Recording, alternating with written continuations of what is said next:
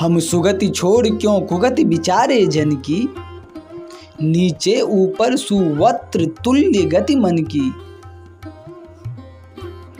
बस हार गया मैं आर्य आपके आगे, तब भी तनु में सतपुलक भाव है जागे।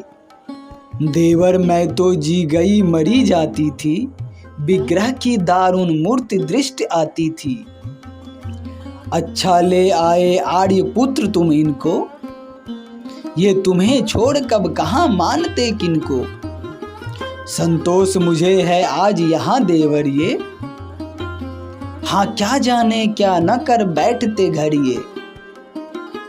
पर मैं चिंतित हूँ सहज प्रेम के कारण, हठपूर्वक मुझको भरत करे यदि वारण। वह देखो वन की अंतराल से निकले,